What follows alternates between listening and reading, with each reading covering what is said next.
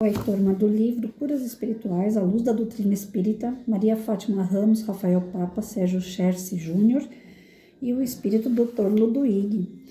Ainda na parte introdutória, a primeira parte da revista espírita, o exercício correto da mediunidade. Algumas observações de Allan Kardec apontam que, para exercer a mediunidade de cura, alguns princípios são fundamentais. Humildade, modéstia e desinteresse. Percebemos com a leitura no material apresentado a quantidade de vezes que tanto os espíritos envolvidos nos trabalhos de curas espirituais quanto o codificador ressaltam essa assertiva. Somos aconselhados a tomar cuidado com o charlatanismo e fomos alertados de que isso ocorreria, possivelmente. Isso nos leva a crer que precisamos atentar para a postura do médium e para a maneira que ele interage em relação à faculdade mediúnica, com o intuito de evitar futuras frustrações. Repetimos, instrumento serve e não é servido, assim como um violão só emite sons se alguém o tocar. Sem o trabalho dos espíritos bons e abnegados, os resultados são pouco expressivos na cura espiritual. Lembramos também que mediunidade não é profissão. Se alguém, por qualquer motivo, estiver se utilizando da faculdade mediúnica para sustento financeiro de qualquer ordem, está no caminho do equívoco. O desinteresse pessoal é a maior virtude apresentada por Allan Kardec para o exercício da mediunidade, em especial a curadora. Leitor amigo, nesses 25 extratos da Revista Espírita, dispomos em forma de capítulos para apresentá-los de forma mais ordenada. Está o pensamento de Allan Kardec sobre o tema que ora estudamos. Tivemos o carinho de recolher na referida obra todas as informações mencionadas sobre mediunidade de cura. Pedimos que medite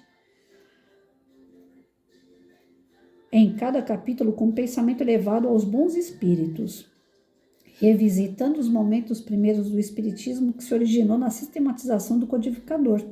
Nessas belas páginas produzidas pela espiritualidade, poderá encontrar respostas para o alívio das enfermidades físicas e morais.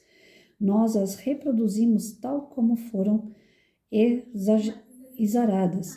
Portanto, linguagem e disposição do texto obedecem ao original, os comentários de Kardec sobre os acontecimentos e conceitos, inclusive. Eventuais notas complementares de nossa autoria ou grifo no texto virão em negrito. Aqui.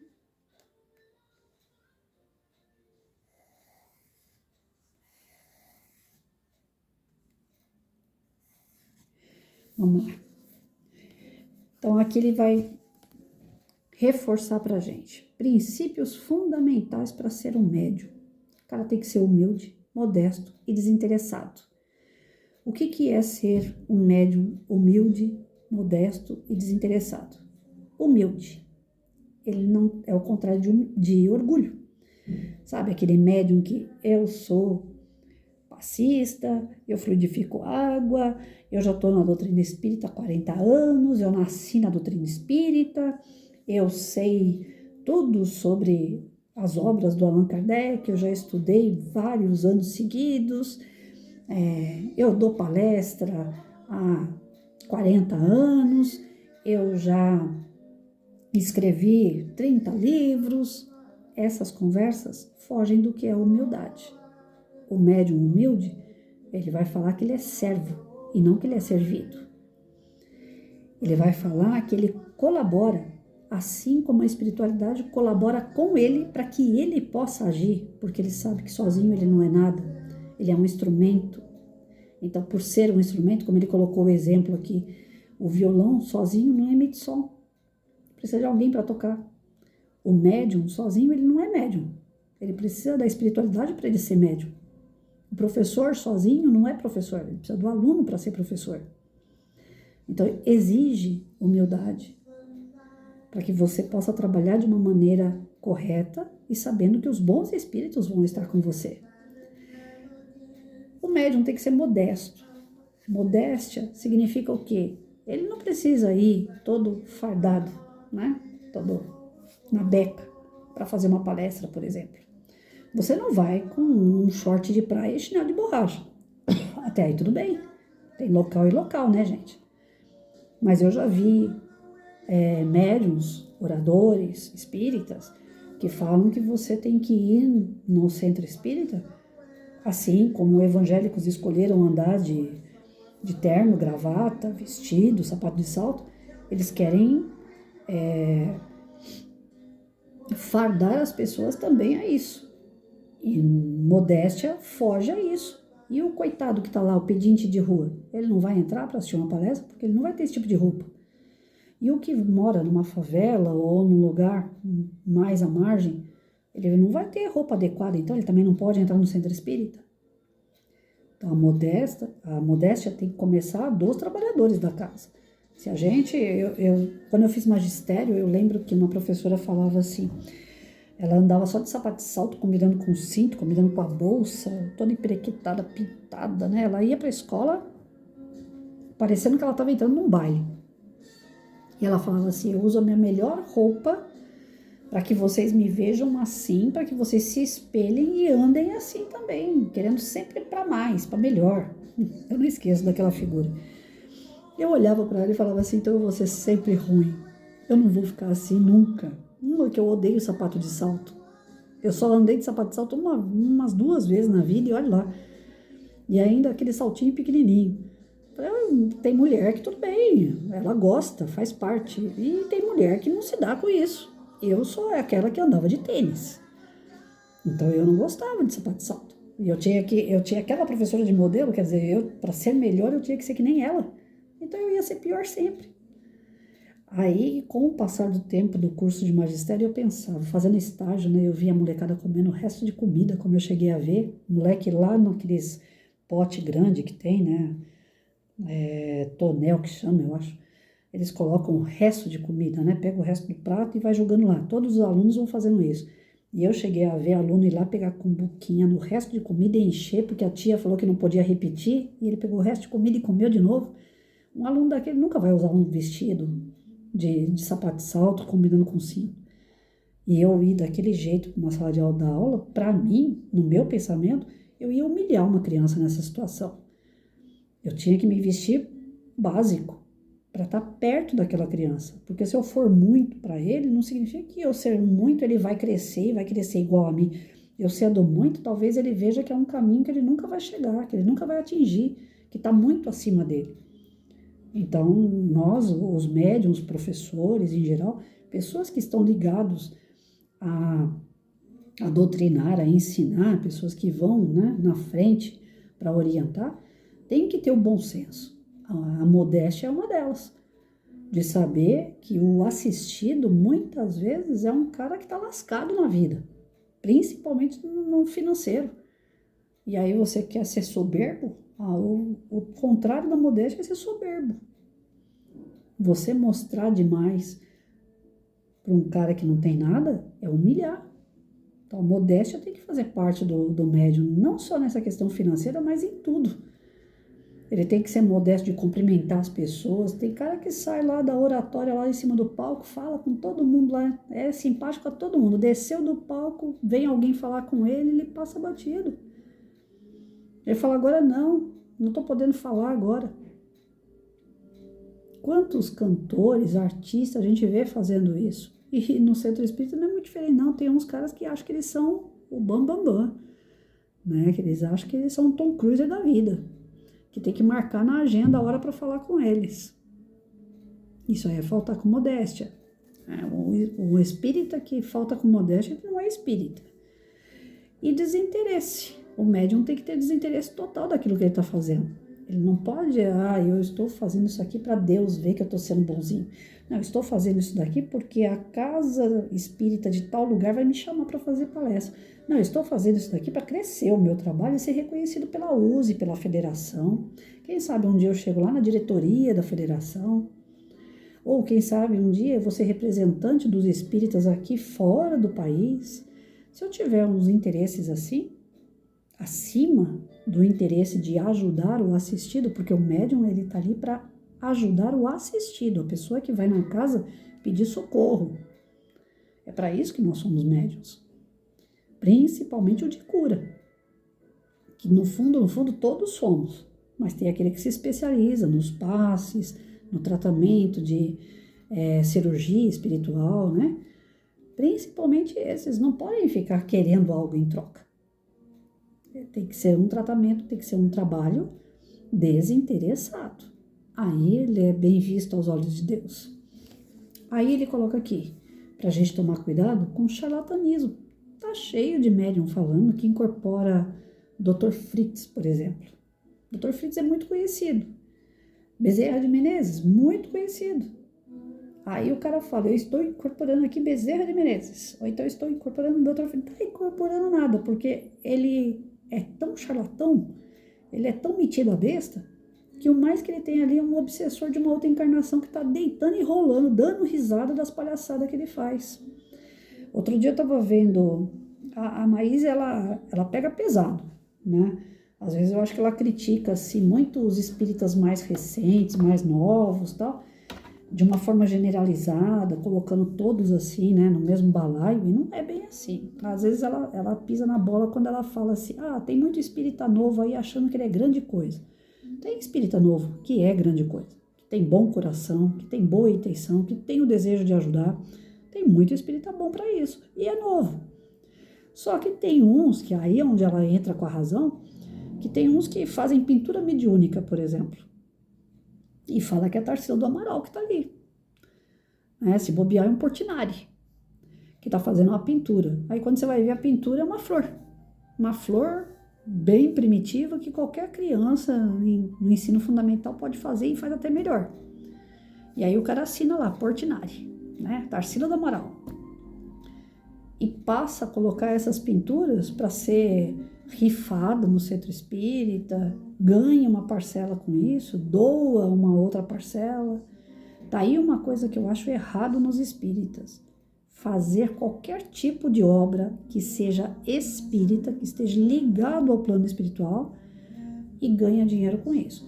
Se o cara, ele é espírita, ele faz um livro, ele escreve um livro de boa conduta, de motivação, de superação, mas ele não utiliza o nome dele como o autor espírita. Patrícia é espírita, mas eu vou escrever aqui uma nova versão da Chapeuzinho Vermelho, tá?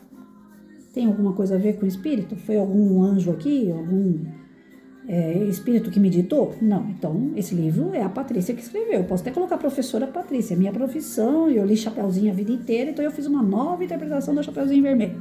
Professora Patrícia. Eu posso vender esse livro como professora Patrícia. Agora, a Patrícia médium, a Patrícia espírita. Eu li aqui curas espirituais, eu li palavras que edificam o coração, eu li o livro dos espíritos, Evangelho segundo o Espiritismo, e aí o Gabriel, meu mentor, meu anjo de guarda, foi lá e mandou eu escrever um livro sobre todas essas obras que eu li e mais o que ele está me soprando aqui. Aí eu faço. Aí lá eu vou escrever lá, o Espírito Gabriel, né, e a Patrícia, médium Patrícia. Só que eu pego esse livro aqui e saio vendendo ele e ganho uma parte em cima. Eu vou ganhar o quê? Se o livro foi feito pelo Gabriel. Se foi ele que me intuiu, mesmo eu tendo estudo de vários livros, mesmo eu tendo uma bagagem espírita, eu fui só uma escriba. Quem ditou tudo não foi o Gabriel? Se não foi, então é charlatanismo. Eu escrevi e coloquei o nome do Gabriel aqui, é charlatanismo. E tá cheio de espírita que faz isso. Que não é o anjo protetor, não é o mentor que dita. E o cara escreve e coloca o nome do mentor dele e ganha dinheiro em cima disso. Charlatanismo. Tem cara que abre uma sala dentro do centro espírita e fala, olha, vamos fazer o atendimento fraterno dessas pessoas. Lá dentro do atendimento fraterno, olha, eu tô vendo que tem um espírito que tá com você. Esse espírito já é de outra encarnação, eu acho que é seu pai. Nossa, a energia dele é a energia de um espírito mais antigo. Ele tá falando aqui algumas coisas sobre isso, isso, isso. Bom, quando começar a fazer atendimento desse tipo, esquece. Porque o espírito superior, ele não permite que a gente diga que você está acompanhado. O espírito superior, Ele vai indicar o médium, vai falar, tá acompanhado, precisa de tratamento. O médium vai te ouvir no tratamento e vai falar assim, olha, eu achava legal você fazer pelo menos umas 7, 8 semanas de tratamento de passe. O que você acha? Você quer?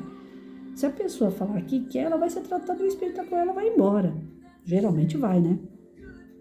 Se existe uma mudança de comportamento da pessoa, um desejo real de se livrar de todo e qualquer mal, bate na porta e a porta se abre, não é isso?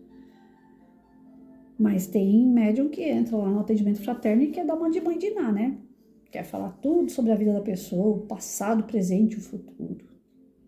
Eu entrei em tratamento numa sala de apometria, onde a gente falava por cima para a pessoa. Tome cuidado com isso, né? Se fortaleça naquilo, leia tal coisa, faça tal coisa, mas não naquele sentido assim, toma cuidado, que você tem um espírito vingativo que está andando do teu lado, tal. Não, um trabalho sério não faz isso. Porque a gente sabe que tem a companhia. Nós, médiuns, vamos trabalhar com a companhia daquela pessoa. Mas ela não precisa nem saber. Ela não precisa saber. Se começar com essa história de querer adivinhar o que tem em sua volta, olha, na outra vida você foi Cleópatra. Ixi, é charlatanismo puro, porque quem é que vai saber quem você foi na outra vida? Regressão, muitas delas, é charlatanismo puro. Tem que saber escolher muito bem o profissional que faz isso, com seriedade, porque tem muito charlatão. Pessoas que tentam ficar adivinhando muito a sua vida, tá ligado ao quê? Ao orgulho daquele médium, dele achar que ele pode ver tudo. E às vezes ele só tá vendo o que o obsessor dele quer que ele veja. Ele não tá sendo bem acompanhado. Nós temos que ficar atentos com a postura do médium, para saber se é charlatão ou não. A postura dele vai dizer tudo. A postura do médium sério é o que interage com essa faculdade mediúnica de uma maneira tranquila, normal, nem para mais, nem para menos. Para ele é normal, porque a mediunidade nada mais é do que o sexto sentido. Não é normal a gente enxergar, não é normal a gente ouvir, não é normal a gente degustar. Então, ter os sentidos com a espiritualidade também é uma coisa normal. Agora, aquele que sai, olha, hoje tinha 10 espíritos na minha casa, 2 deles roncavam, começa a contar muita história, fique esperto, porque o médium mesmo não tem muita história para contar, não. A não ser que ele acha necessário contar a título de um aprendizado, de levar algum conhecimento, de algo sério. Eu, quando coloco minhas experiências de desdobramento em vídeo, eu sei que eu posso ser julgada em relação a isso, né? As pessoas ficarem, será que é, será que não é? Existe um julgamento aí. Mas eu, como sou muito Santo Tomé, eu sempre falo, aquilo que eu falar é porque realmente eu vi, ouvi, senti, porque eu tenho medo danado dessa coisa da minha cabeça. Eu fiz um estudo com um grupo, sexta-feira, a gente tem um grupo de estudo no WhatsApp. E a gente está estudando, aconteceu na Casa Espírita. Nós estamos bem no comecinho do livro, mas existem muitas coisas que a gente fala a respeito de poucas palavras. Porque o conhecimento, graças a Deus, é uma troca muito boa de pessoas que têm esse conhecimento doutrinário e que são pessoas sérias para falar. E eu citei dentro do grupo, falei, gente, eu sou muito São Tomé. Eu preciso ver, eu preciso ouvir, eu preciso sentir, eu preciso que alguém veja e confirma para mim, fala, Patrícia, é verdade, porque tem o rapaz, um dos médiuns do grupo, eu trabalhei com ele em apometria, eu falei assim, nossa, eu adorei trabalhar com ele. Porque toda vez que eu falava assim, eu ouvi tal coisa, ou eu senti tal coisa, aí ele falava de lá e eu falava assim, ai, Nivaldo, que bom, você também ouviu, você também viu, ai, que maravilha, então eu não estou inventando. Porque eu sou aquela que eu tenho dúvida, eu sou São Tomé. E isso não tem nada a ver com conhecimento, com você ter certeza daquilo que você deseja fazer ou não. Eu tenho o melhor desejo do mundo. Todo assistido eu quero ajudar de verdade. E quero, quando vem para mim a ajuda, eu sou muito grata. Não sou ingrata, mas eu sou indecisa, eu sou aquela insegura. Eu preciso de uma outra visão, eu preciso de uma outra palavra para falar, não, Patrícia, é isso aí mesmo. Né? E tem médium que não, que ele se basta. Ele tem certeza de tudo. Quando a gente tem certeza de tudo, a gente não está apto mais a aprender nada. Concordam comigo? Quando a gente fala assim, eu já sei, o que vier você não quer aprender, porque você já sabe. Então eu sou o tipo da pessoa que eu nunca sei de nada. Eu estou sempre aprendendo. Porque se eu me colocar nessa posição, eu já sei, o orgulho vai bater e eu não vou aceitar conhecimento nenhum de ninguém. E o médium que não aceita, como eu já tive num outro grupo, que você não podia colocar suas palavras, você não podia colocar uma mensagem, porque todo mundo já sabe. Ninguém quer ouvir a sua mensagem, ninguém, até hoje, e vai ser assim o resto da minha vida, eu vou assistir palestra. Eu amo assistir palestra. As pessoas falam assim, não, mas o conhecimento que você tem, o que falam lá, já não agrega em nada. Ah, é lógico que agrega. O livro, se eu voltar aqui, eu tenho certeza que se eu gravar qualquer coisa que eu falei daqui, se eu for gravar de novo, eu já vou falar de outro jeito. E o livro é o mesmo, não saiu do lugar. Mas a gente está sempre aprendendo coisa nova, como não? E tem médium que não aceita. Não, eu já estudei todas as obras, agora eu não preciso mais estudar. Eu já vi um monte de palestra na minha vida inteira, eu já estou cansado de ver palestra. Então, quando o médium se fecha e acha que ele pode tudo, que ele não precisa de mais ninguém, esse comportamento dele é duvidável. Gera dúvida. Sabe tudo mesmo? Não precisa aprender mais nada. Tudo que falar, ele já tem solução, já sabe encaminhar. Então, cuidado. O médium que sabe tudo, geralmente é o que está faltando saber muito ainda. Sem o trabalho dos espíritos bons e abnegados, os resultados são poucos expressivos na cura espiritual. Aí volto a repetir aqui. Nós, médiuns, somos apenas os condutores. Se não fosse a espiritualidade, não haveria tratamento no encarnado e no desencarnado. Quem ajuda no tratamento espiritual, quem domina, quem mantém o tratamento é a espiritualidade. Tanto é que já foi falado aqui o quê? Às vezes o médium pisa na bola. Ele tá com o pensamento dele todo torto, ele tá com uma raiva, ou ele bebeu, ou ele... Tanto é que é recomendado o médium, né? Ele não pode ter relação sexual, ele não pode comer carne, ele tem que procurar ficar zen o dia inteiro para poder fazer o trabalho tranquilo. Mas tem médium que não segue orientação nenhuma. Chega lá todo atrapalhado, lá a espiritualidade não consegue trabalhar com ele, através dele. A espiritualidade tem que pular ele e tratar direto o assistido. Tem médium que dá trabalho para a espiritualidade. Então, nós somos o canal, nós ajudamos a espiritualidade a trazer energia ao assistido. Mas se não tiver a espiritualidade por trás de nós, a gente sozinho não faz nada. Tem médium que quer ficar dando passe fora do centro. Tem médium que quer tirar, como é que fala? Exorcizar pessoas fora do centro. Traz para dentro de casa para resolver o problema dentro da casa dela. Mal sabe ela o tamanho do problema que ela está acarretando. Dos obsessores que vão ficar na casa dela perturbando depois. Dentro de casa não é lugar para dar passe. Dentro de casa não é lugar para fluidificar a água para os outros. Você fluidifica a sua. É um ato de caridade você fluidificar a água para as pessoas? Sim, mas dentro do centro, que tem todo um amparo. Mas não fica dando uma de fluidificador de água coletivo, não, dando para todo mundo, achando que... Não. Aquelas mulheres antigas, que a gente chamava de benzedeiras, elas têm, muitas delas tinham um amparo espiritual, tudo porque não tinha centro espírita. De alguma forma, isso tinha que começar. Tinha que ser dado o passo inicial, né, de passe, que era aquele negócio que elas usavam com as folhinhas de arruda, né? Tinha que ter esse passo inicial. Era permitido pela espiritualidade, mas as coisas foram mudando.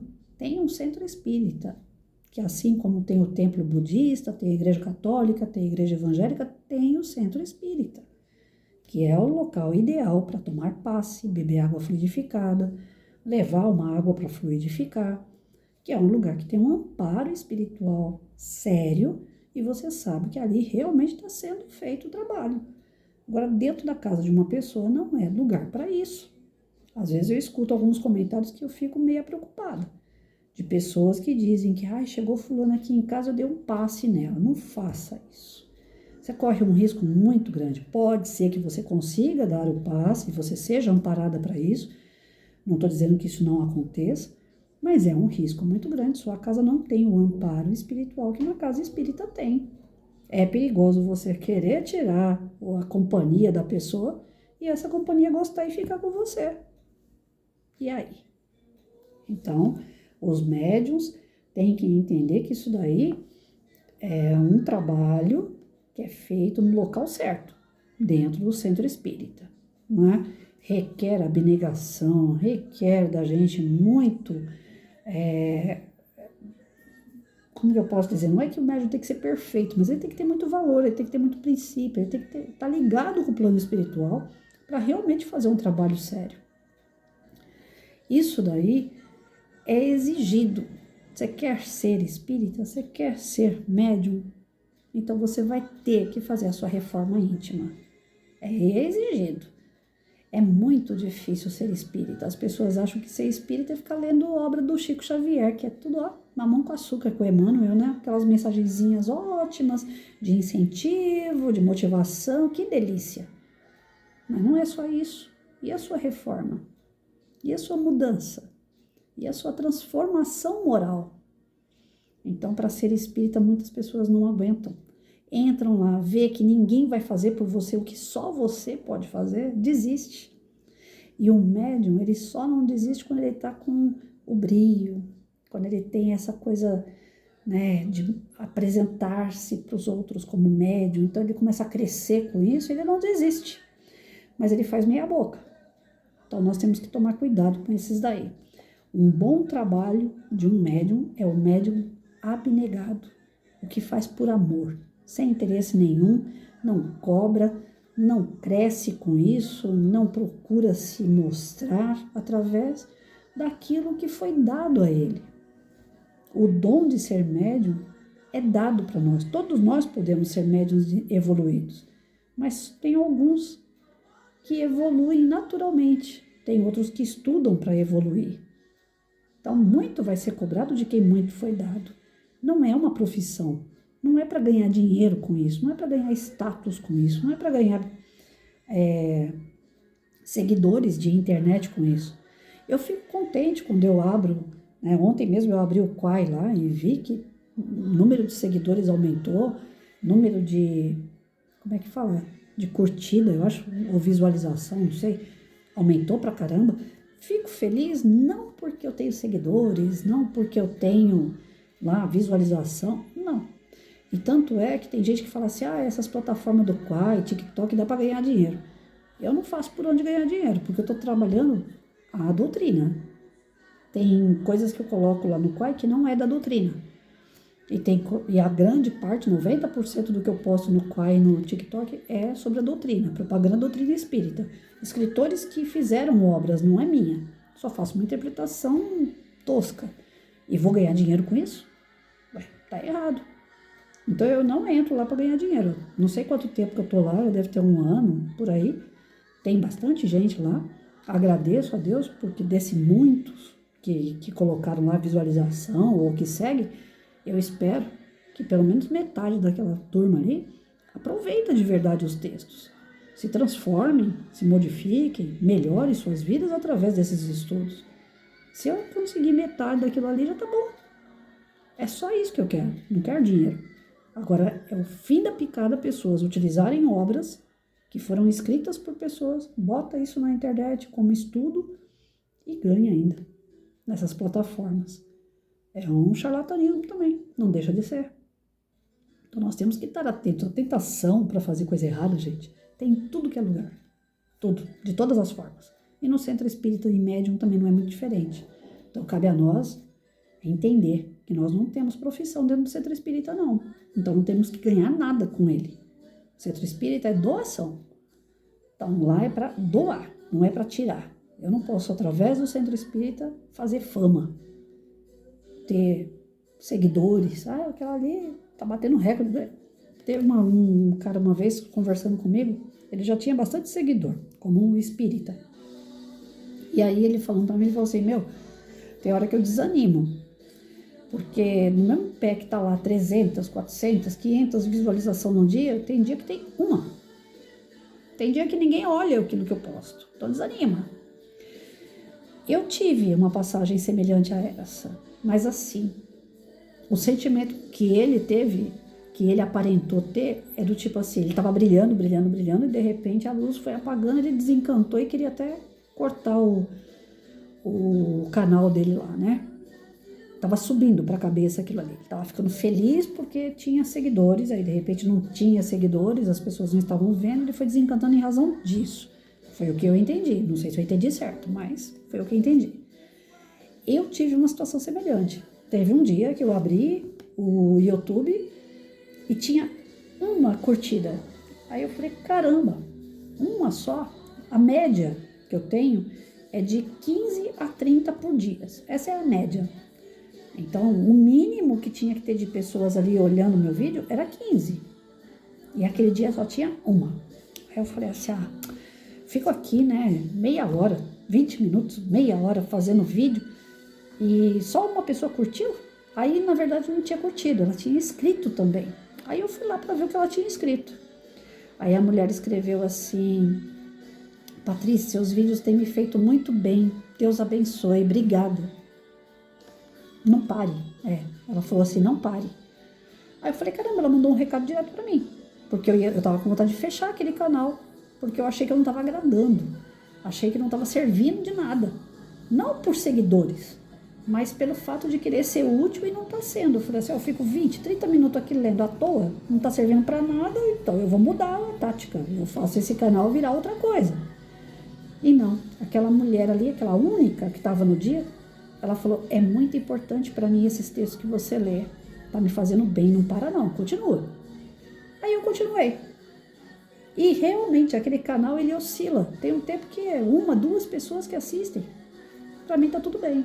Desde que uma, duas pessoas que estejam assistindo estejam fazendo bem, porque o maior medo que eu tenho, eu sempre falo isso para os autores, né? O Ronel, o Gesualdo, que são mais próximos, eu sempre falo isso para eles. Eu falo, gente, eu morro de medo de fazer a interpretação dos textos de vocês, porque vai que eu faço uma interpretação errada.